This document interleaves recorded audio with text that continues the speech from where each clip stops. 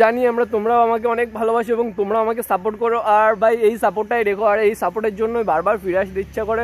কিন্তু ইউটিউবটা আমার সাথে ভাই গাদ্দারি করছে, ইউটিউবটা তোমাদের কাছে নোটিফিকেশন পাঠাচ্ছে না। বাট তোমরা চাইলেই এই প্রবলেমটা সলিউশন করতে পারো। তোমরা যারা যারা ফেসবুক থেকে ভিডিওটা দেখছো তারা আগে ইউটিউবে গিয়ে সাবস্ক্রাইব করো, আর যদি সাবস্ক্রাইব করা থাকে তাহলে নোটিফিকেশন বেলটাকে অল করে দাও। ট্রেনে 3-4 দিন ধরে আমি শুধু গ্যারেজে দৌড়েছি ভাই, একটার পর একটা ভাই প্রবলেম।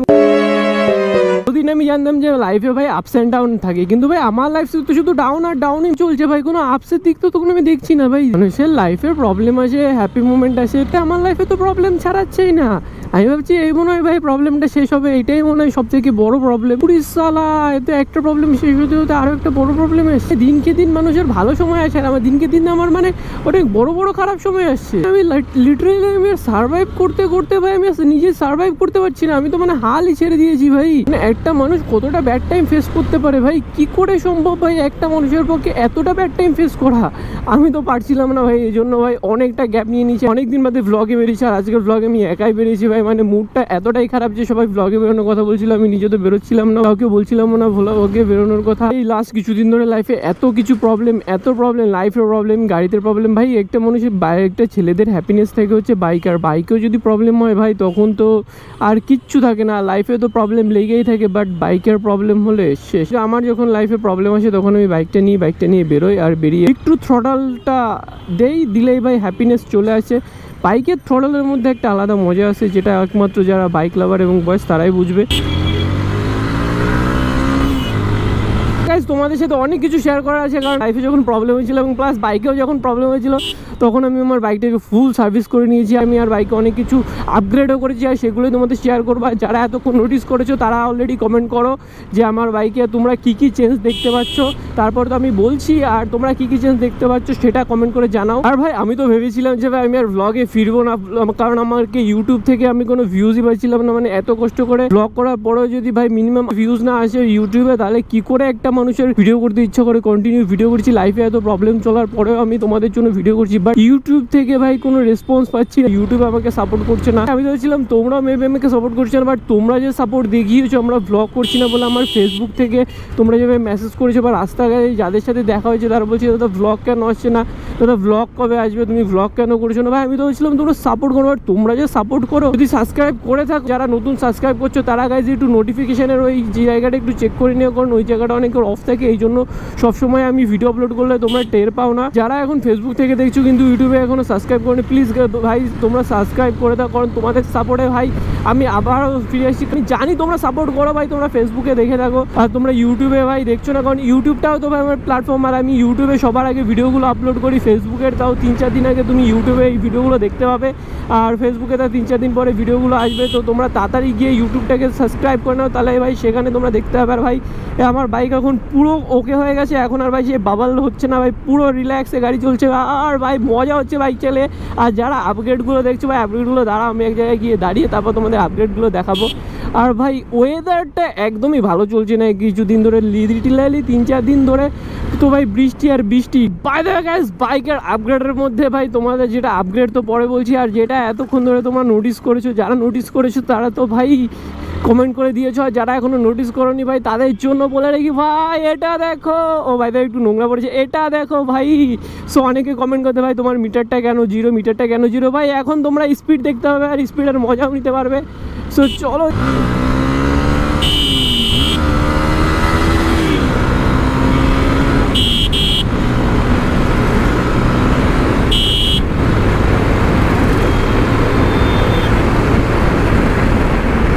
ভাই এখন কেমন লাগছে ভাই মিটারের মজা। ভাই এখন ভাগালেও তোমরা স্পিডটাও দেখতে হবে, আর ভাই ভাগাতে দিল না। এই DN44 ভাই বিশাল ডেঞ্জারাস বাস। সো চলো এখন আমরা যাচ্ছি তো এইদিকে গিয়ে মজাটা নিয়ে আসি। আর এখন স্পিড দেখা যাচ্ছে, স্পিডে তো মজাই আসছে তোমাদের মেবি। ও হো, আমার তো ভাই সেই মজা আসছে। আমার যখন মন খারাপ থাকে, আমার যখন মুড খারাপ থাকে, এবং আমার যখন লাইফে অনেক প্রবলেম থাকে, তখন আমি এই মন্দিরে চলে আসি। ভাই মন্দির আসলে একটা আলাদা মন শান্তি আসে, কনফিডেন্স আসে। তো যদি তোমরা আশেপাশে থাকো এবং তোমাদের যদি একটু খারাপ টাইম মন খারাপ থাকে, তো তোমরা মায়ের কাছে চলে আসবে, এখানে এসে একটু ঘুরে যাবে ভাই। আমি তোমাদের গ্যারান্টেড বলছি ভাই, তোমাদের মুড ভালো হবেই হবে ভাই। মায়ের কাছে আসলে ভাই একটা আলাদা শান্তি লাগে। তো যারা আসো তারা তো ভাই জানোই, আর যারা আসো না ভাই তোমরা এসে ট্রাই করে দেখতে পারো। আর এখান থেকে ভাই ভাগানো স্টার্ট।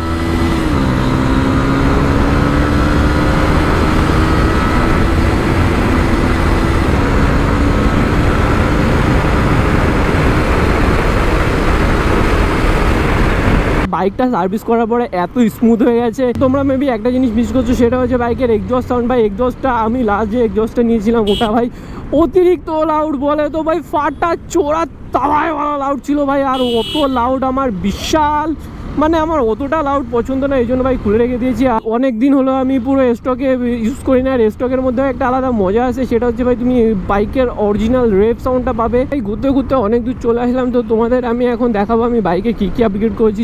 চলো সামনে একটা ফাঁকা জায়গায় গিয়ে দাঁড়িয়ে দেখাবো তোমাদের। ভাই এইখানের এই রাস্তাটা এত সুন্দর লাগে, মনে হয় যেন দুহাত ছেড়ে এইভাবে বসে থাকি আর গাড়িটা অটোমেটিক চলবে। ও ভাই সেই লাগে। তোমাদের এই ফিলটা কেমন লাগছে বলো?